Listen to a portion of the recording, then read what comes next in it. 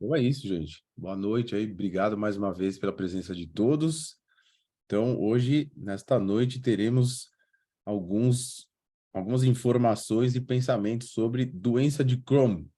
Na verdade, foi uma patologia descrita pela primeira vez em 1932 pelo Dr. Beryl B. Crohn. Não é à toa que a patologia se chama doença de Crohn.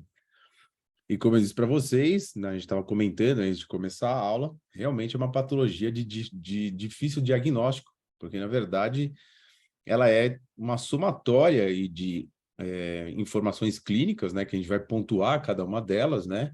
Também dá para se fazer diagnóstico através de imagem, uma vez que esse intestino é acometido, né? Principalmente o intestino, né, para falar a verdade, porque, na verdade, essa patologia ela pode aparecer desde a boca até a região do ânus, mas a predileção dela realmente é intestino, e a gente vai ver que principalmente o intestino delgado, né? Então, uma vez que ela comete esse trecho aí do intestino, realmente existe uma mudança na estrutura da parede do intestino. E isso, então, por muitas vezes é diagnosticado através de imagem.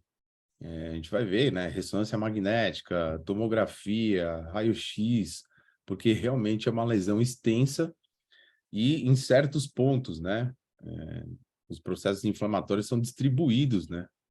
É uma doença, de uma certa forma, não se tem certeza da etiologia dela, mas se diz ser uma patologia autoimune. Patologia autoimune. Para nós, na osteopatia, né, gente? O que quer dizer a patologia autoimune? Eu não sei da onde vem. Afinal de contas, o meu próprio corpo está combatendo o meu corpo. Então, eu preciso de um motivo bem grande e bem forte para isso estar acontecendo.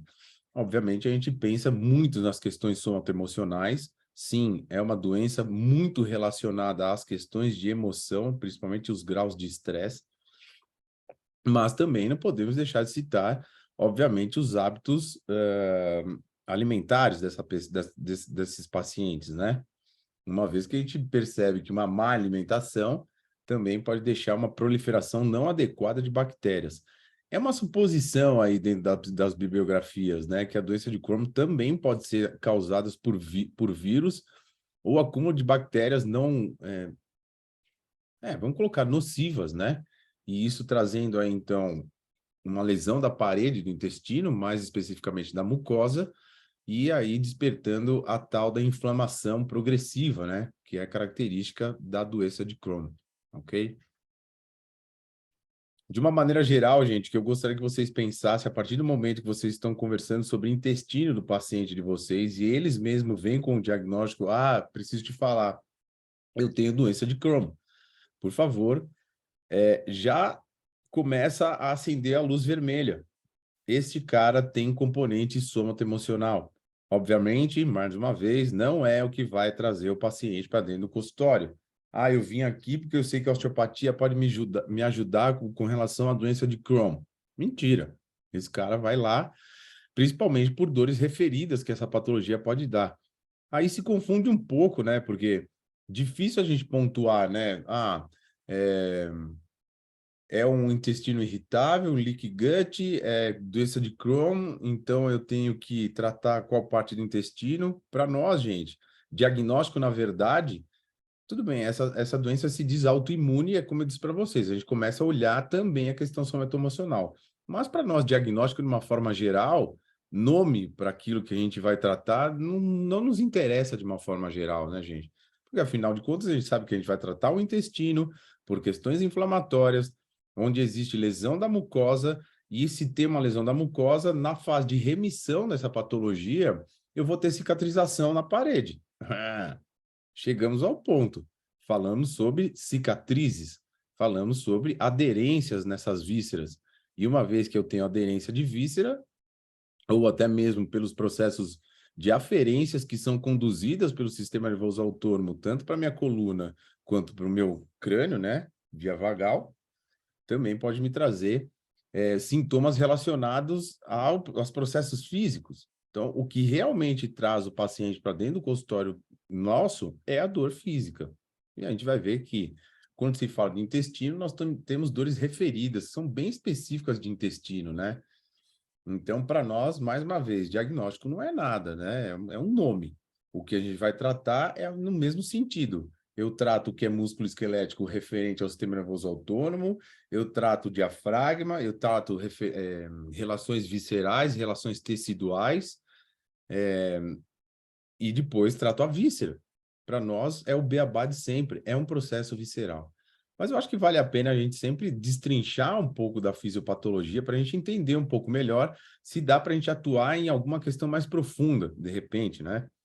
Por exemplo, se a gente sabe que na doença de Crohn a gente tem um acometimento da camada mucosa, se vocês forem lembrar lá da anatomia do intestino, se não lembram, já sabe, né? Vai lá no YouTube, acessa o canal, é só assistir a aula de intestino que tem lá. Aproveita, vai lá, dá um like, compartilha o canal, vamos fazer o canal crescer e levar informação para todos. Se vocês não lembram, o intestino, na verdade, independente da parte dele, ele tem um sistema nervoso autônomo dele. E que parte dele fica na submucosa e a outra parte fica na parte muscular dele. São os plexos mioentéricos, plexo submucoso. Uou! Se eu tenho acometimento da mucosa, logo abaixo dela eu tenho a submucosa. Se essa patologia é progressiva, mais cedo ou mais tarde ela vai acometer o sistema nervoso autônomo dela. Então vai ter problemas aí com relação à fisiologia da própria víscera com ela mesma. O intestino tem a sua própria vida, né, gente? Mas uma vez que eu tenho uma doença inflamatória que é tão agressiva assim como a Crohn, eu tenho que ter ideia de que o próprio sistema nervoso autônomo dele está abalado aí. Uma das formas da gente interagir muito rápido com esse intestino via sistema nervoso autônomo, gente, é principalmente por via vagal, tá?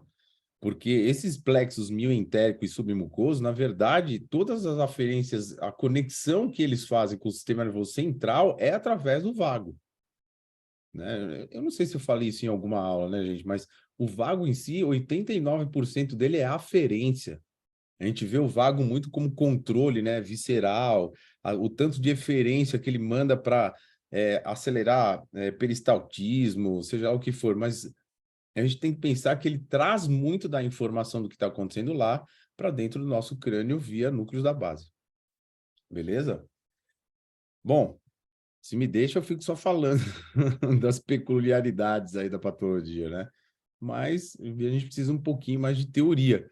Então, primeiro a gente vai falar um pouquinho sobre a definição em si do que é a doença de Crohn, e depois a gente vai pontuar desde diagnóstico, quais são os sintomas, é, o que realmente pode estar envolvendo na nossa clínica, né? E depois a gente sai um pouco desse olhar médico patológico aí e vai olhar muito mais para a questão osteopática. Vamos falar um pouquinho das relações, então, dessa víscera, né? Afinal de contas, né, gente, o intestino tem 8 metros dentro do nosso abdômen, praticamente 8 metros, né? Então, obviamente, ele tem uma relação estrutural muito grande dentro da cavidade abdominal, né? Seja músculo esquelético, seja com partes ligamentares, com o próprio peritônio, com outras vísceras relacionadas. Então, faz parte aí da nossa alçada tratar também essas relações, né?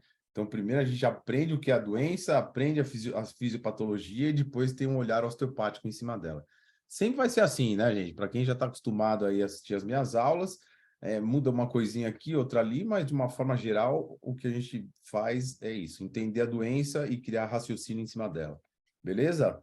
Então, vamos lá. Vou compartilhar aí a tela com vocês.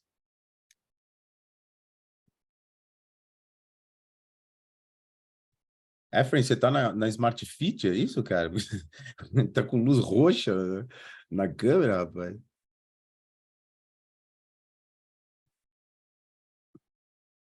Ah, mais ou menos, entendi. Escuta, não vale falar que hoje é todinho você isso aqui, hein? Senão você já tá me deixando preocupado, hein, Efraim? Ok. Escuta, já estudou? Vai ter chamada oral para tua sala, hein? Não falei nada, ia ser surpresa, mas beleza. Quero ver se sabe todas as disfunções da SEB. É. Vamos lá, galera. Então, como eu falei para vocês, primeiro vamos começar com definição. O que seria, então, a tal da doença de Crohn? Ah, não, isso aqui tá grossa.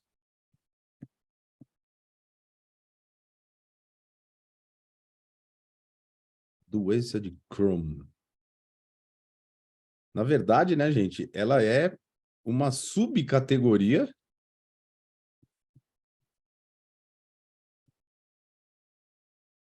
das patologias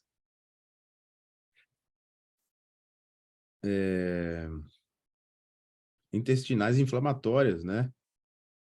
Doença intestinal inflamatória. Ou seja, é isso que eu estava comentando com vocês, né? A dificuldade de se chegar num diagnóstico para pontuar que é síndrome de Crohn é justamente porque ela faz parte da categoria das doenças intestinais inflamatórias. Então, a gente está falando do intestino irritável, do leaky gut, de toda essa permeabilidade da parede intestinal aí, e a doença de Crohn entrando como uma subdivisão desse tipo de patologia, porque ela é uma inflamação, na verdade, né? Então, se a gente for pontuar ela como definição, é uma inflamação progressiva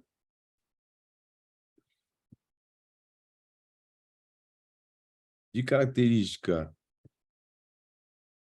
autoimune. Por muitas vezes vocês vão escutar falar que ela também é geneticamente transmissível.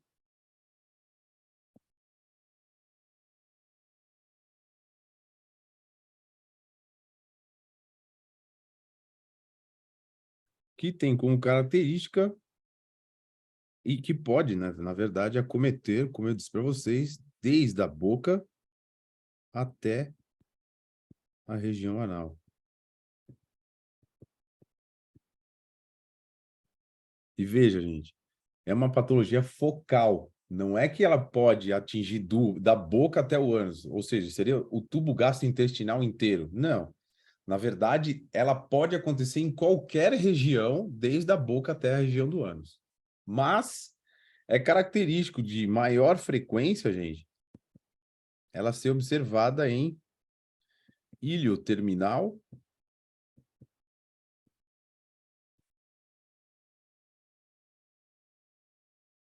Vick, válvula ilho secal e também seco.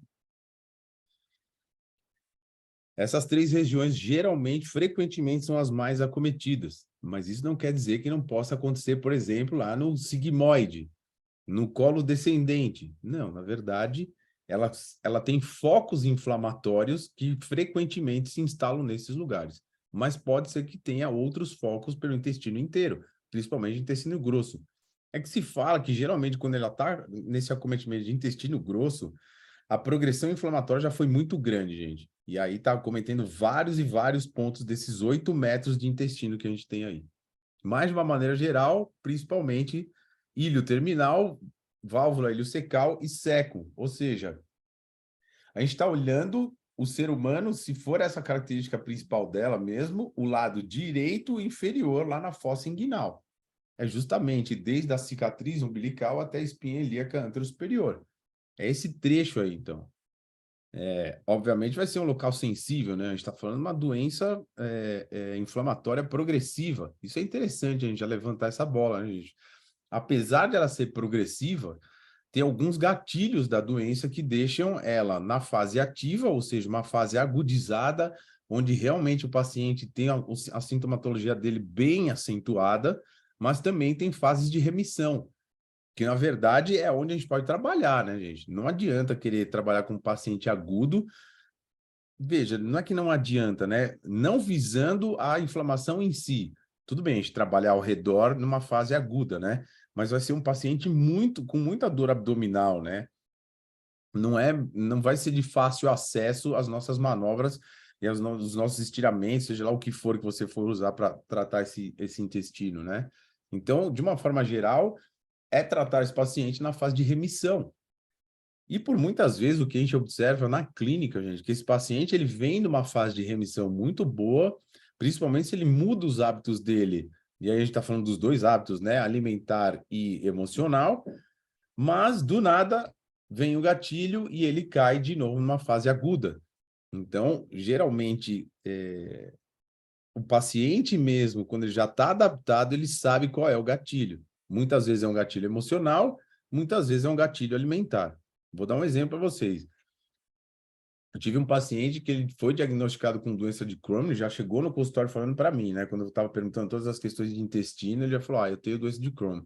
Beleza. Ele tinha uma hérnia que eu nunca tinha visto antes. Era de não, era S1, S2. Eu nunca tinha visto uma hérnia ali, gente. Até porque é dentro da fusão do sacro, né? Se torna mais desafiador ter uma hérnia ali dentro, né? Mas, de qualquer forma, era diagnosticada com ressonância magnética. E aí eu fiz muita relação desse intestino dele, da síndrome de Crohn, com a hérnia. E realmente, muitas das coisas davam positivo, né? A própria melhora dele quando eu mexia no intestino, os lifts que eu fiz na região intestinal dele também, todos deram positivos.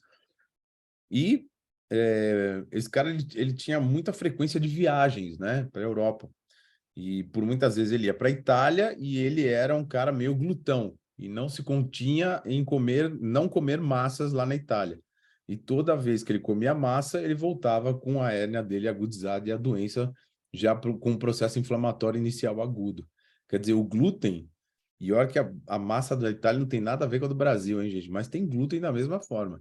Ou seja, o glúten para ele era um veneno, mas ele sabia disso, mas relatava para mim que vale quanto pesa. De vez em quando ele ia lá assim e comia massa. E depois pagava os pecados dele, né? Então, se não é por uma ação emocional, é por uma ação dos hábitos alimentares.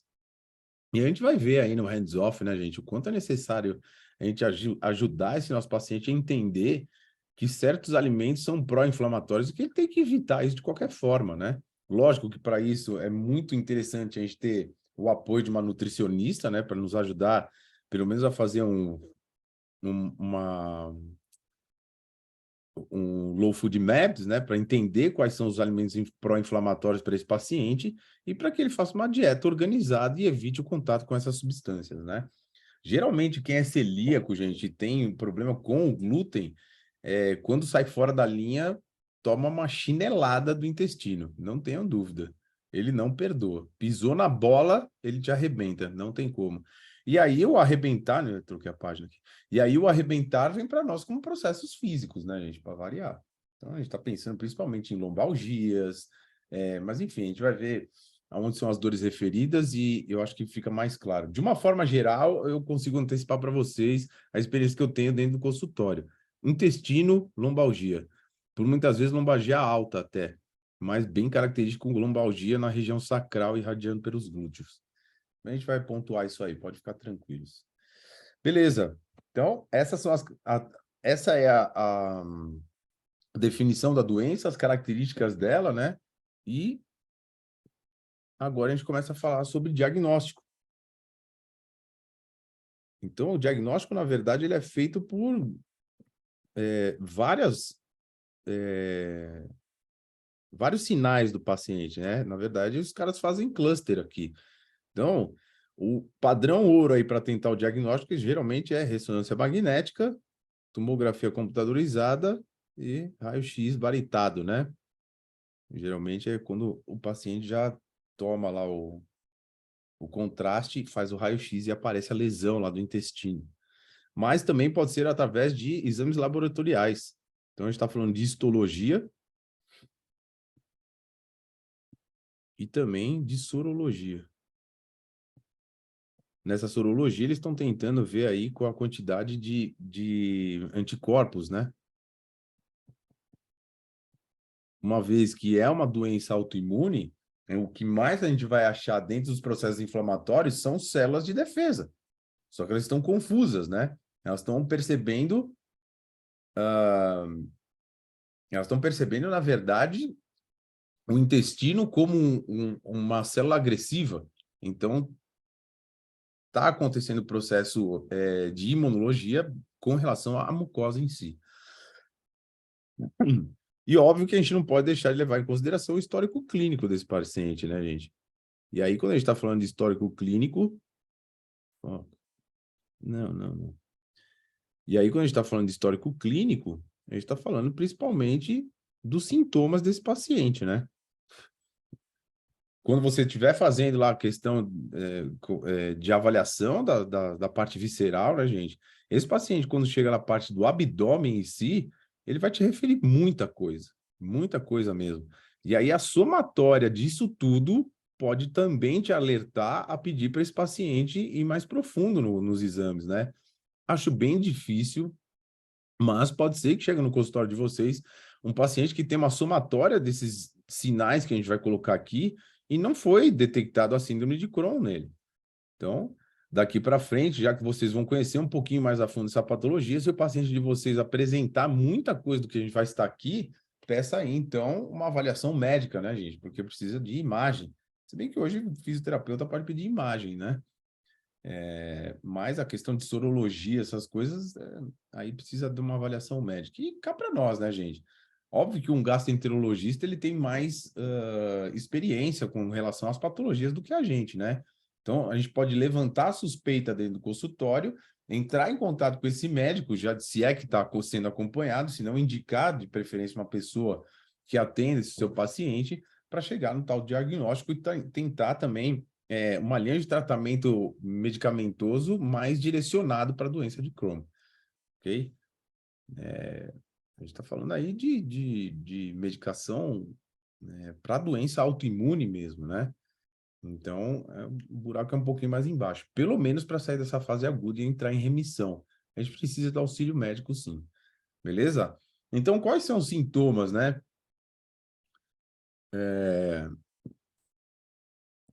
Que esse paciente pode chegar relatando para a gente, ou quando ele está na fase aguda, ele fala que ele também tem, né?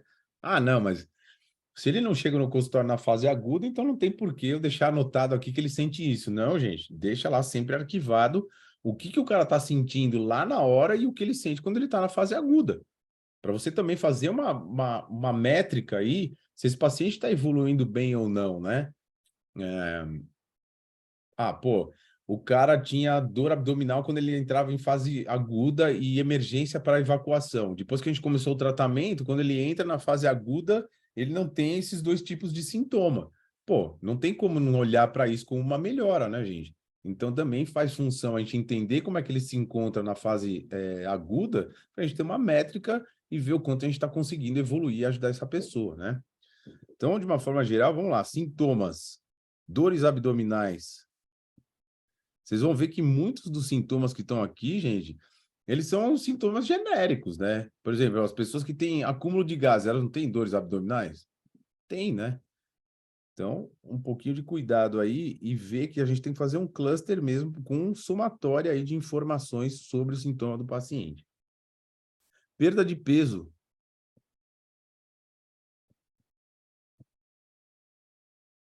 O grande problema da doença é esse, né, gente? Apesar de ser um processo inflamatório crônico, eu não vejo uma perda de peso expressiva, na verdade, né? O paciente ele pode até perder peso, mas ele tem um grau de edemaciação constante, porque ele tem uma doença inflamatória progressiva. E como qualquer doença inflamatória, tem exudado, tem líquido, enfim. É um paciente inflamado, né, gente? Então, essa perda de peso, na verdade, ela começa a ocorrer no estrutural. É massa muscular mesmo que o cara começa a perder, porque uma vez que eu tenho uma inflamação nessa parede e eu altero todos os processos da mucosa, obviamente a absorção para o sistema portal desse intestino aí está prejudicada. E a gente está falando principalmente o ilho terminal, né, gente? Então, são partes do intestino que têm uma função absortiva bem importante. Então, tá aí, a perda de peso pode ser bem característico para essa pessoa. No caso das crianças, gente, eu esqueci também de citar isso para vocês, tá? Essa doença pode acometer crianças, sim. E nesse caso pode acontecer retardo do crescimento dessa criança.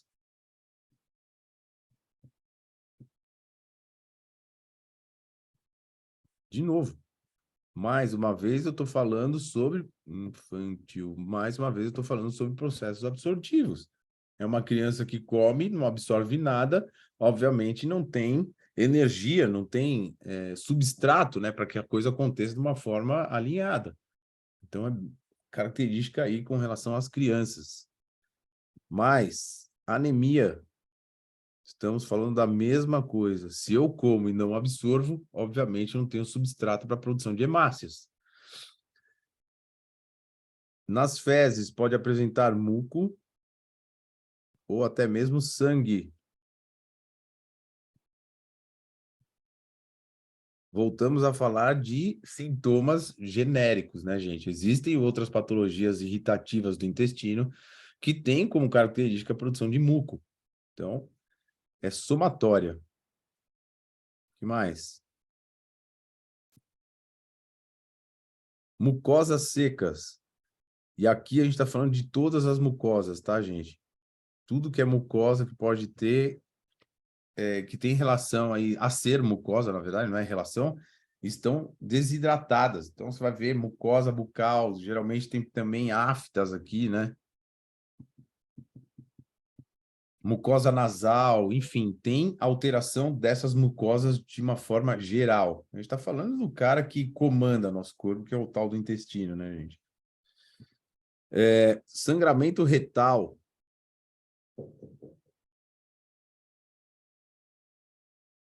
Esse aqui já é um fator menos comum, tá, gente? Mas, se isso está acontecendo, também já está me falando sobre uma fase aguda, na verdade, uma ativação do processo autoimune, mas que é por um longo período já. Ou seja, a coisa está se cronificando. Não é comum sangramento retal, né, gente? A não ser que essa pessoa fale para você que tem hemorroida ou algum processo vascular lá. A gente está falando aí de somatória de sintomas, né? Então, menos comum, mas pode acontecer. Evacuações urgentes.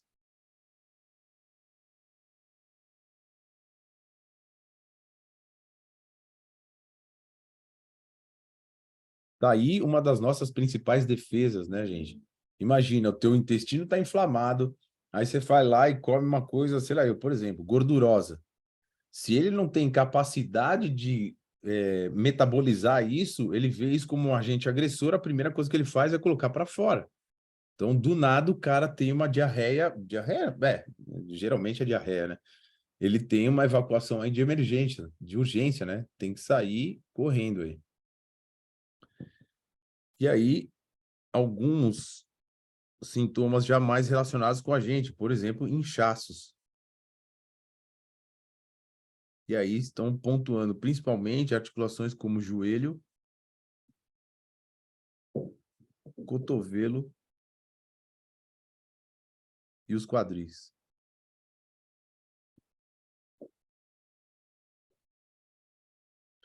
E também, por último, aliás, gente, isso aqui é um achado clínico bem importante para nós. Inflamações cutâneas.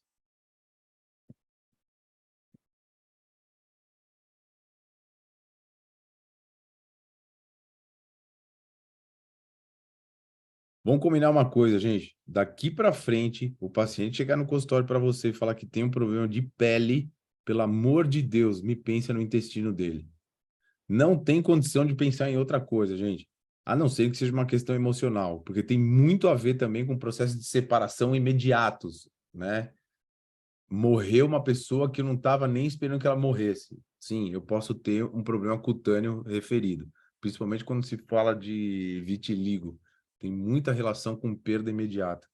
Mas as questões cutâneas, geralmente a gente vai pensar nas questões intestinais. E é bem característico dessas pessoas de doença de Crohn, gente, ter placas de eritemas. Vamos pontuar aqui. Eritemas, psoríases e eczemas. Bem aparente, bem grande, do nada começa a acontecer nos braços. Por muitas vezes isso é associado a um tratamento com corticoide, gente. E o corticoide também tem essa característica de lesão de pele. Ah, falando em remédio, uma das coisas que também... Eu sempre escuto podcast, né? Eu sempre falo isso em aula. E uma vez, esse podcast que eu estava ouvindo hoje, eles também falam que as pessoas que são, como fala, hipocondríacas, principalmente com a questão de inflamatórios, dos anti-inflamatórios, gente, elas também ficam mais suscetíveis a ter a doença de Crohn. Então, esses pacientes que adoram tomar qualquer coisinha, vai lá e toma um anti-inflamatório, tá aí, pode ter, pode ficar mais predisposto aí até a tal da doença de Crohn. Dentro desses sintomas, gente, ainda 20% dos pacientes pode evoluir com dois tipos de problemas: abscessos e fístulas. Aí eu vou falar para vocês, gente, a coisa tá babando. O negócio, o buraco ficou mais embaixo, galera. Quando isso aqui tá aparecendo é porque realmente a coisa tá agressiva, tá? E se o paciente falar para você que ele teve isso e já está na fase de remissão, de novo, abscessos e fístulas são cicatrizados. Uma vez que eu tenho cicatriz desse intestino, é na nossa alçada fazer ele ter mobilidade. Lembra, a gente faz stretching e aderência. A gente não quebra a aderência. A gente faz ela ficar móvel. A gente não consegue alterar a estrutura, tá, gente? Mas a gente consegue trazer mobilidade de novo para ela, beleza? Só tomar um golinho de água aqui.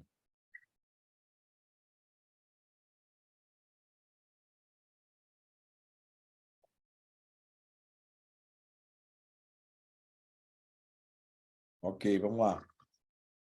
Diagnóstico diferencial. Como é que a gente sabe se isso é Crohn ou não?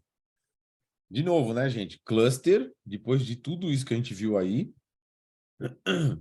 mas depois a gente vai ter que olhar lá para as outras duas fases de diagnóstico. A gente tem um exame padrão ouro, né? Os exames de imagem. A gente tem exame padrão ouro, histologia, ou até mesmo sorologia. Mas, de uma forma geral, diagnóstico diferencial. Opa! Diagnóstico diferencial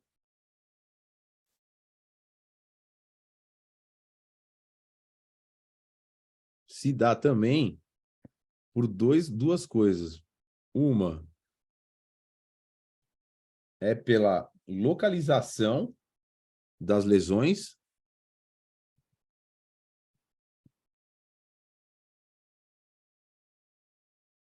e aí sim a gente está falando dos processos histológicos, né, gente? Conseguir fazer Desculpe, eu não encontrei isso na sua biblioteca Você musical. de novo, não acredito. Nossa, ele fala do nada, cara. Bom, enfim. Então, as localização das lesões, gente, feito pelo histológico, para saber se está tendo acometimento profundo da parede. A gente está falando de mucosa, submucosa. Possivelmente, aliás, possivelmente não. Se tiver esse tipo de acometimento, estamos pensando muito mais em doença de Crohn. Mas lembre-se que também temos que pensar em sintomas. A outra forma de a gente fazer também o diagnóstico diferencial é pelo processo inflamatório. E aí, nesse processo inflamatório, por duas coisas. Primeiro, a distribuição dele ao longo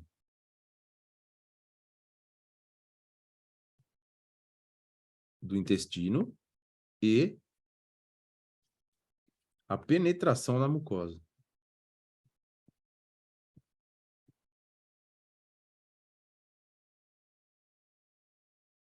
Processos inflamatórios profundos da parede do intestino, a gente está pensando muito mais em doença de Crohn, ok?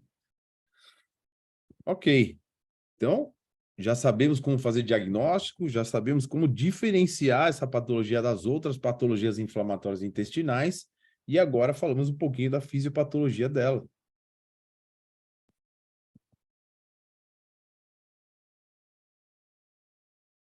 que que acontece, gente? Quando vai lá fazer o histológico, se observa, então, o aumento de neutrófilos na região da inflamação, ok? Esses neutrófilos, eles começam a destruir as criptas intestinais, né, gente? Para quem não lembra aí o que são as criptas intestinais, elas são glândulas tubulares, né, gente? Que ficam entre as vilosidades. Ou seja, daqui para frente eu tenho destruição, gente, de estruturas que fazem com que a fisiologia do meu intestino funcione. Se são glândulas, são elas que colocam toda a questão de substâncias aí que vão ajudar no metabolismo e na absorção das macromoléculas. Enfim, a partir do momento que eu tenho essa destruição e isso está aparecendo na fase aguda, temos problemas com a fisiologia do órgão. Só que quando entra na remissão, gente, a gente tem um processo regenerativo, regeneração das criptas.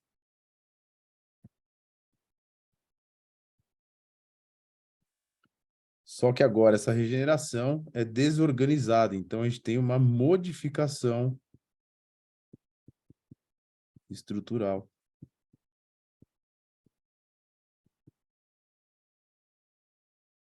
Ou seja, não temos como reverter, gente. Uma vez que alterou a estrutura, infelizmente, não revertemos. Mas é aí que se faz necessário trocar os hábitos dos nossos pacientes. Porque se essa estrutura já está modificada, gente, que pelo menos eu dê uma condição de um ambiente favorável para que as coisas aconteçam de uma forma mais tranquila para essa víscera. Então, a gente está falando bastante aí sobre os hábitos alimentares desse paciente. São pessoas que vão ter que viver restrição, gente. Não tem como, não tem como. Ah, mas Malaguti, eu percebo que o meu paciente é muito mais emocional. Não importa, gente. Pode ser emocional para o resto da vida dele e não é a gente que vai conseguir ajudar essa pessoa nesse sentido. Mas a partir do momento que a patologia está instalada, não tem como, gente. A gente tem que mudar o hábito nutricional dessa pessoa, justamente por causa disso. Ah, então toda a fisiopatologia da doença aconteceu por um trauma emocional. Mas a gente está vendo que tem modificação estrutural. E agora, para viabilizar isso, por favor, melhore o ambiente dentro desse intestino, melhore seus hábitos alimentares. Combinados? O que pode acontecer ainda, gente, é aparecimento de grânulos. Granulomatose na parede intestinal.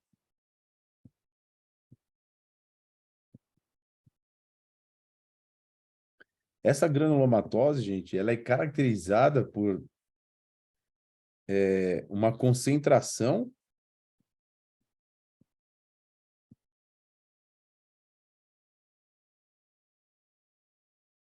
de macrófagos rodeados por linfócitos. Ou seja, os macrófagos estão em ação contínua nessa parede de intestino por conta do processo inflamatório, não consegue vencer esse processo inflamatório e agora os linfócitos começam a agredir os macrófagos. Então é aí que começa a formar essa granulomatose. Por muitas vezes ela atinge também a parte cutânea, gente. Por favor, vou reforçar. Paciente que tem problema de pele é paciente que tem que cuidar do intestino, gente. E eu já falei isso aqui em aula também, gente. Segundo a medicina Ayurveda, todas as patologias têm origem gastrointestinal. Todas. É câncer, sim, todas. Anemia, sim. Psoríase, sim. Tudo, tudo. Quando a gente está falando de doença autoimune, essa aí, então, de longe, a gente tem que tratar o intestino desse nosso paciente, gente. E orientar essa pessoa que se faz necessário tratamento via alimentar, via intestinal. Não sei se é do conhecimento de todos, já falei muito sobre esse nutricionista, o nome dele é Luciano Bruno. Ele é um cara que tem lúpus eritematoso, se eu não me engano, é uma doença autoimune, e ele trouxe a patologia dele para a remissão através dos 3 pilares, mas principalmente do alimentar. Então, hoje, a agenda dele é só para as pessoas que têm doença autoimune e querem se cuidar e se tratar através da alimentação. É sensacional o trabalho dele, gente. Segue ele no Instagram, porque ele dá várias dicas. O cara é fora da curva. É uma pessoa muito do bem e pode ajudar a todos nós, tanto nos dando ferramenta para argumentar com os nossos pacientes, como também fazer com que os nossos pacientes sigam essa pessoa e também tenham alguns algumas dicas, né, do seu dia a dia para melhorar a convivência com esse tipo de patologia. Patologias autoimunes, gente, elas não têm cura, não tem jeito. Você vai conviver com elas para o resto da vida. Mas é aquela velha história, né? Como ele mesmo fala e como eu falo em sala de aula, gente. Esse tipo de doença, aliás, como qualquer tipo de problema que a gente tem na nossa saúde, a gente tem que tentar modificar a visão do nosso paciente para que aquilo seja absorvido como uma coisa boa para a pessoa. Porque é um marcador da saúde desta pessoa. O Luciano Bruno mesmo fala, se eu piso na bola com a minha parte emocional, meu lúpus começa a me dar sinal. É a hora de olhar para dentro de mim e falar assim, alguma coisa tem que mudar, porque ela está saindo da remissão. Não, eu tenho que deixar ela lá quietinha. Se eu piso na bola e começo a comer um monte de porcaria, ela vem e te agudiza de novo. Já falei para vocês, aí para quem não sabe, eu tenho uma hérnia cervical. Tive um quadro violento de dor, absurdo. Acho que pior que isso, só gripe de homem. Acho que é a pior dor do mundo mesmo, mas enfim. E, obviamente, eu convivo muito bem com ela. Obrigado. Ela tá aí. Se eu fizer uma imagem, tem lá uma hérnia C6, se eu não me engano. Mas ela é minha amiga. Se eu começo a pisar na bola, se eu começo a inflamar, se eu começo a não treinar, se eu começo a ter estresse emocional, ela vai me avisar que a coisa está errada. Eu saio fora da minha homeostase. Eu tenho um botão de alerta agora aqui, gente. Doenças autoimunes é da mesma forma. O duro é você fazer o paciente entender isso, né, gente? O desafio maior, eu acho que é esse. Até porque tem muita gente que nem quer entender isso, né? Ok, vamos lá. Agora sim, vamos falar de clínica. Vamos falar de clínica osteopática. Quando a gente fala de clínica, começamos a falar sobre dores referidas. De uma maneira geral, gente, esse paciente vai falar sobre dores na região dos colos.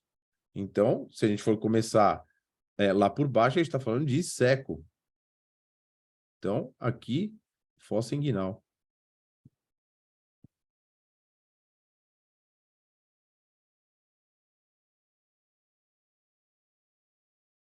Se a gente está falando de cólon ascendente,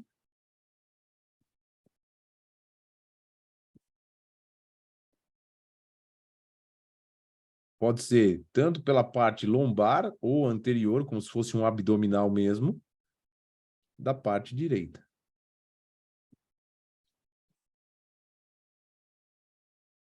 Ângulo hepático.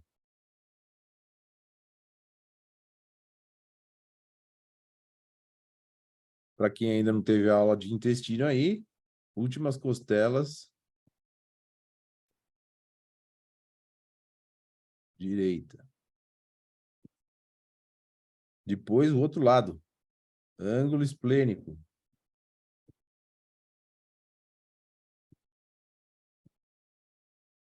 Também últimas costelas, mas agora do lado esquerdo. Sigmoide.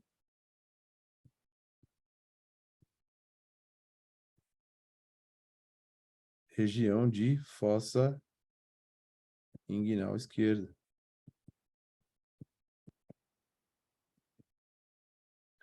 Na parte posterior desse meu paciente, pode referir dores nas cristas ilíacas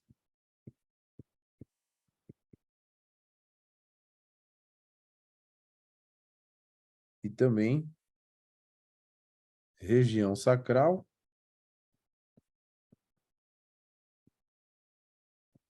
irradiando para glúteos.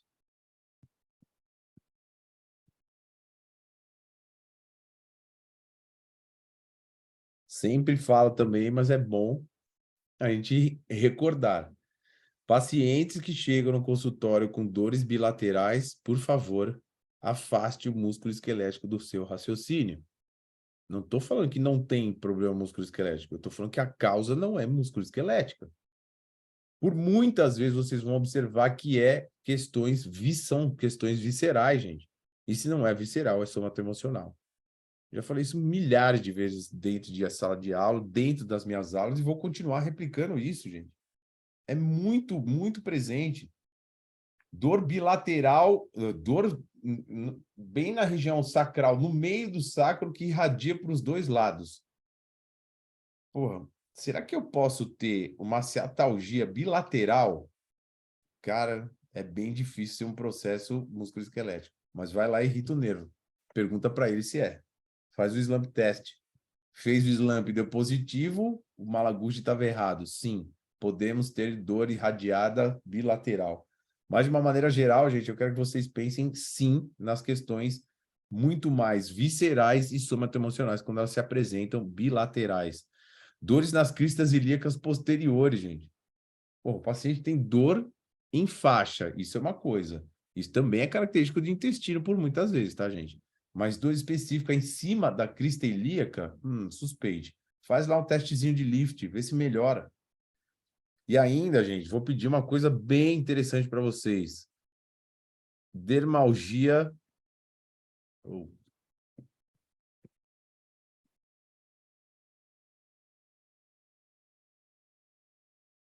Reflexa. Em todas essas regiões de cólon que a gente falou até agora. E vocês vão perceber, gente, por muitas e muitas vezes isso é batata. O paciente que é visceral, você foi lá, fez um lift, deu positivo, trabalhou em cima dessa víscera e vai, chacoalha o bucho desse cara. Depois separa o tratamento, vai para uma outra parte, fica mais de meia hora, uma hora, volta. Quando você vai olhar aquela região que você mobilizou, ainda está hiperemiada. Ou seja, lá estava realmente com uma falta de sangue, vamos colocar assim, e depois que você mobilizou, chegou esse sangue lá e essa víscera ainda está, ou qualquer processo visceral, está segurando esse sangue lá. Então é muito característico no tratamento visceral dar esse positivo. Cara, eu fui lá, mexi, depois eu dei a volta inteira no paciente, quando eu voltei, ainda estava lá hiperemiado o abdômen do paciente. Com certeza esse cara estava precisando aí de uma chacoalhada no bucho na região. Beleza? A dermalgia reflexa é bem característica, gente. Eu vou na região dos cólons e faço aquela dobrinha da pele, aquele palpado rodado, e o paciente vai referir dor. E quando você acabar de fazer o palpado, pode ver lá que está hiperemiado também. Muito característico. Espalhado no abdômen, em todas as porções do cólon. Direita, esquerda, o próprio transverso, enfim. Ok, saímos das dores referidas e passamos a falar, então, das relações do nosso intestino.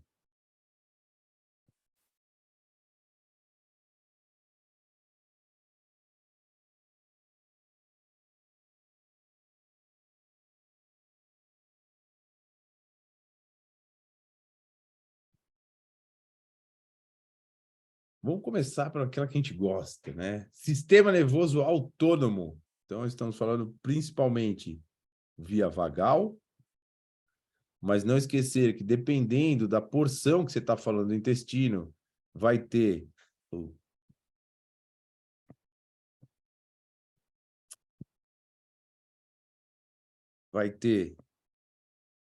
a região sacral também. Quando estamos falando de simpático, principalmente de T10 a L2, nervo esplâncnico torácico maior. Ele é maior que isso, né? Mas os centros medulares aí do intestino ficam mais ou menos nessa região aí. Óbvio, né, gente? Quando a gente está falando de intestino e é um processo que já está acompanhando esse paciente faz tempo, se faz necessário a gente fazer uma avaliação de cabo a rabo aí, né? Estamos falando principalmente lá de T5 até L4, pode dar uma verificada lá, principalmente dependendo das porções que são inflamadas, né? Quanto mais baixo a porção do intestino, mais baixo é a porção simpática, ok? Depois, vamos falar das relações desse intestino, por exemplo, com o diafragma, através do ligamento frenocólico.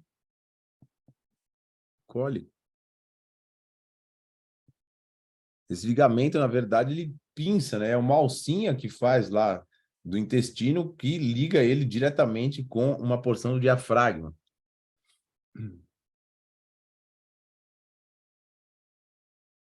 E aí, falamos também, principalmente, das porções das relações esplênicas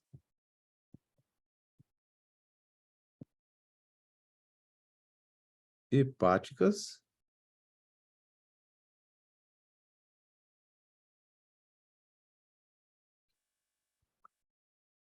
uma dobra que o próprio peritônio faz para sustentar a alça ascendente e descendente, chamada fáscia de Told.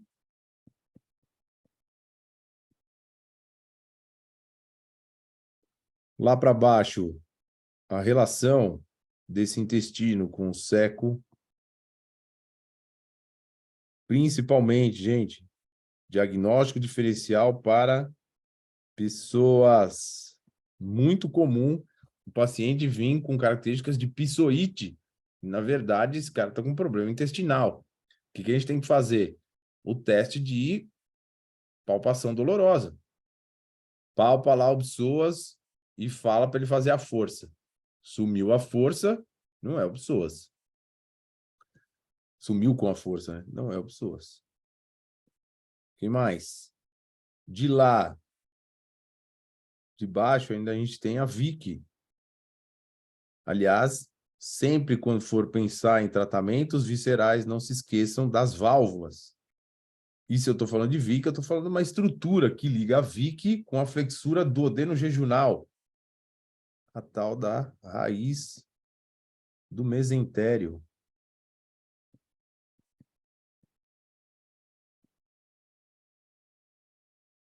Ok? E aí é por aí que a gente tem que pensar. Se esse intestino está comprometido, essas estruturas têm que ser avaliadas de uma forma geral. Quando a gente está falando lá em cima de ligamento frencocólico, né, gente? É avaliar o diafragma, né? E aí o diafragma sobre aquela visão de origem e inserção. Então, vai se fazer necessário avaliar a cervical, as últimas costelas, o processo tifoide, lá atrás a charneira tóraco-lombar, enfim, esse intestino também sofrendo a ação mecânica aí desse pistão que é o diafragma respiratório. Faltou aqui a gente colocar a relação, apesar de ser intestino, né, gente? Para pontuar, vocês não esqueceram a porção do sigmoide. Existe uma válvula sigmoideia, tá, gente? Ela fica praticamente lá na fossa inguinal, abaixo da rama púbica. Então, ali também tem uma válvula como se fosse a Vicky, que também é bem interessante a gente mexer, principalmente se esse paciente tem constipação, não só nos problemas aí que a gente está levantando com a síndrome de Crohn, tá, gente?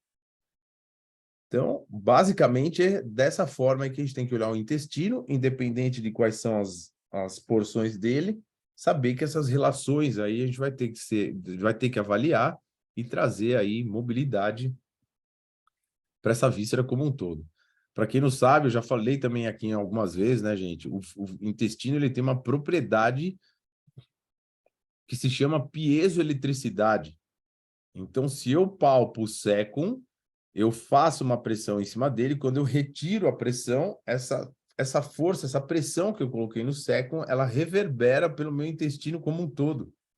Então, é bem interessante, gente, independente de qual é a porção que está sendo acometida, a gente mexer nesse intestino como um todo. Porque se a gente sabe que tem piezoeletricidade, eu vou acumulando, então, esse processo de tensão, não, de tratamento mesmo desse intestino. Começa lá pelo sécum e vai ascendente, ele abre o ângulo hepático, chacoalha lá o transverso, trabalha o esplânico, o colo descendente, sigmoide e depois lá embaixo na pelve menor, tirando as tensões lá na ampola retal. Pensar intestino é mais ou menos nesse sentido. E quando a gente está falando, daí é toda a volta do grosso, né? Quando a gente está falando do intestino delgado, gente, é de suma importância a gente colocar a mão no abdômen desse paciente de uma forma, as mãos espalmadas e tentar fazer uma ausculta nesse abdômen, né? para saber se durante a baixada e a subida do diafragma está tendo mobilização do intestino delgado. De uma maneira geral, o intestino delgado, jejum e ilho, eles são muito móveis. Mas como aqui a gente está exaltando que na doença de Crohn, o ilho terminal pode estar com esse processo, provavelmente a parte direita lá desse paciente, se a tua ausculta não vai ser muito de mobilidade, entendeu? Então, prestar atenção no intestino delgado, porque por muitas vezes ele nos engana. E, sinceramente, gente, eu não vejo uma técnica específica para intestino delgado, né? Como ele é todo um emaranhado, né? Ainda na teoria se fala que a porção jejunal faz dobras horizontais e a porção ileal faz dobras verticais. Mais ou menos, né? Então, de uma forma geral, é chacoalhar o bucho, né, gente? Eu adoro ensinar isso para as mães quando eu dou aula de pediatria, né? Empurra com o calcanhar da mão e puxa com os dedos. Empurra o calcanhar da mão e puxa com os dedos. Aqui faz uma onda dentro desse abdômen, tentando trazer mobilidade e também se fortalecendo com essa tal dessa piezoeletricidade, né, gente? Se isso é uma coisa comprovada, por que não fazer uma global de intestino, né?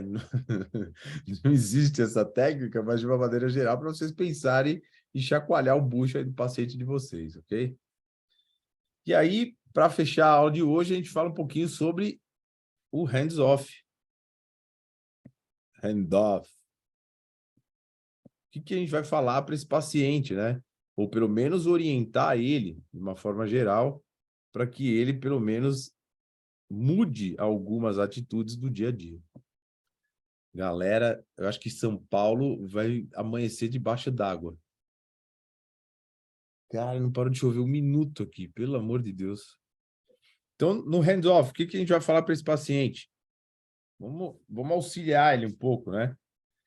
Primeira coisa, como profissionais da área da saúde, temos que combater a obesidade e o sobrepeso. Pelo amor de Deus, falar para esse paciente ter controle sobre o seu peso. Controle do peso. Depois, indicar para esse paciente,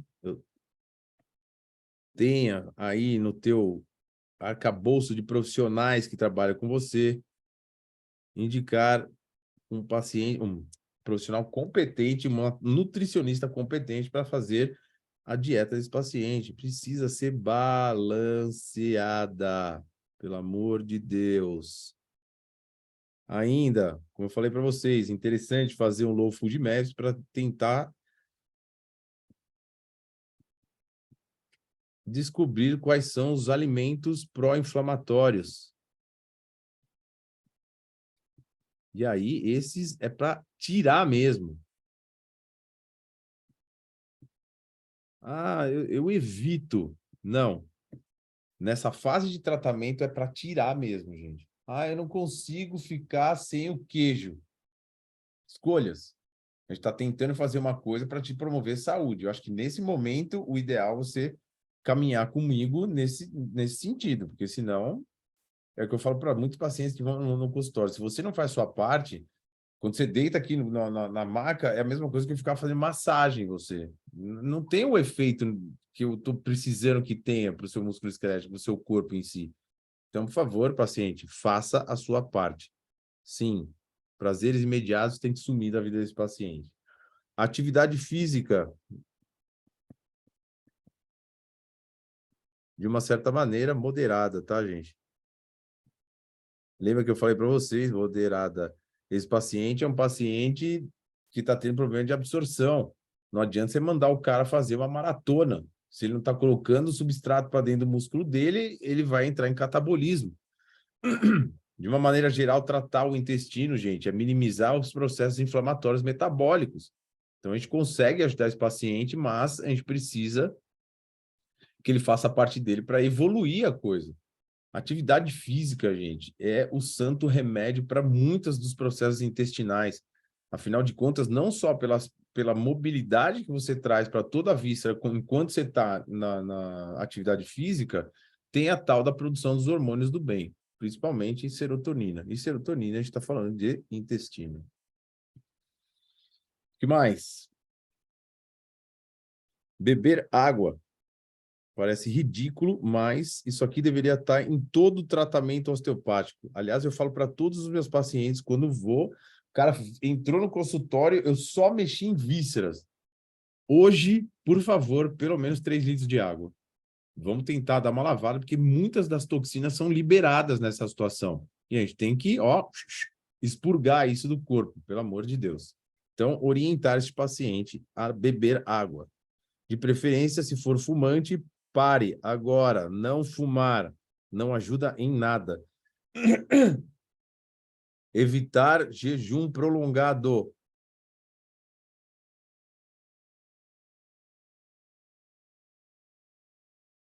Lembra que a gente tem um jejum fisiológico de 12 horas, né, gente? Esse aí é na hora de dormir mesmo. Mas, de uma maneira geral, esse paciente tem que ir comendo... Bom, aí é com a nutricionista, né? Mas comendo porções menores e divididas durante o dia para evitar esse tal desse jejum prolongado. Evitar... Essa, então, deveria ser condição, né? Evitar situações de estresse.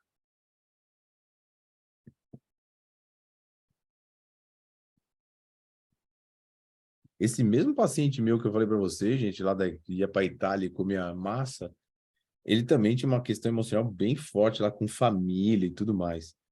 E teve uma vez que ele chegou no consultório, galera, o cara tava amassado, derrotado e arrebentado emocionalmente. Não preciso nem falar, né, gente? A hérnia dele começou a dar sinal de vida e, de novo, não era a hérnia, né? Era o intestino dele que, perdão, estava entrando na fase de agudização e trazia a questão de dor referida lá na hérnia. Então, as questões emocionais aí, os estresses da vida, gente, são contraindicados para esse tipo de paciente. Não tem como. Pedir para esse paciente, gente, de uma forma geral, olhar, né, as suas fezes todos os dias.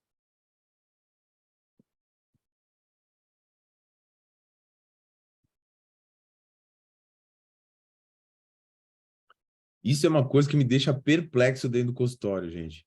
As fezes são o relatório do seu corpo. Tem que fazer cocô e olhar para o cocô, gente. Tem que saber a característica das suas fezes. Por várias vezes eu pergunto para os meus pacientes, eu pego lá a escalinha de Bristol, bonitinha, mostro para eles, ó, fala aqui para mim, que número que é as suas fezes? Olha, você vai desculpar, mas eu nem olho. Você já foi no banheiro hoje? Putz, eu não sei. Galera, como é que tá saindo um negócio de dentro de você, você não sabe nem se você foi do banheiro. Esse é uma das coisas que a gente tem que despertar no nosso paciente, gente. Eles precisam ter hábito de evacuar, hábito de perceber as suas fezes. De novo, é um relatório. Se a gente está numa fase aguda, esse cara pode estar colocando muco nas fezes, às vezes até algum processo de sangue. A gente viu, é característico de sintoma. Não é normal, gente.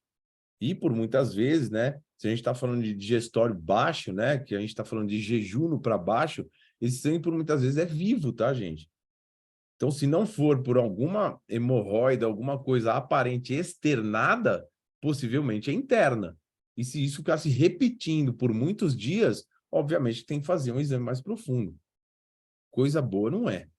Talvez aí esteja no início da tal da doença de Crohn. Bom, beleza, galera. É isso aí. Eu acho que de tudo isso que a gente falou, né? Talvez o hands-off seja o mais desafiador, né? Porque entra naquela história de que a gente tem que tentar fazer com que o nosso paciente assuma a responsabilidade sobre sua saúde, né? Até no curso da Luciana Ayer, teve a Lília, não sei nem se ela está aí hoje, perguntou para a Luciana Ayer o que é que a gente tinha que fazer para convencer o nosso paciente de aderir ao nosso tratamento. E a resposta dela foi simples: nada. A gente não tem que convencer ninguém. E é verdade, né, gente? A nossa missão, na verdade, é informar o paciente sobre o que pode acontecer e pode trazer de problema para a saúde dele, mas, sinceramente, convencer a pessoa, a gente não foi pago para isso, gente, juro. Dê informação, faça a sua parte, trabalhe sobre a sua inteligência, da anatomia, das relações físicas das vísceras com a parte musculoesquelética, através do sistema nervoso autônomo, e é por aí o nosso caminho. E informa esse paciente que se ele não fizer a parte dele fora do nosso consultório, a coisa fica cada vez mais difícil. A nossa consulta é onerosa. Eu falo isso para os meus pacientes, gente. Você está pagando uma consulta onerosa. Para que isso faça efeito, eu preciso de você no tratamento. Beleza, pessoas? Tá aí, ó. Mais uma terça-feira, passamos pelo menos uma hora aí conversando um pouco, então, sobre o intestino. Gratidão mais uma vez aí de todos comparecerem. Galera, lembra que daqui para frente o link vai ficar lá no Telegram, hein? Porque tá todo mundo acostumado a olhar lá no WhatsApp. Se eu ficar mandando no WhatsApp, 2 grupos, o outro lá no Instagram, no Telegram. Eu já fiz o Telegram justamente por causa disso, porque lá cabe todo mundo e lá a gente conversa. Eu mandei o vídeo hoje de manhã lá no Telegram, ninguém viu o vídeo no Telegram. Quando eu coloquei no WhatsApp, todo mundo viu o vídeo. A galera não tem hábito, né, do Telegram, eu entendo, mas, por favor, todo mundo migrando lá pro Telegram, beleza? Boa noite aí, galera. Valeu, mais uma vez, obrigado.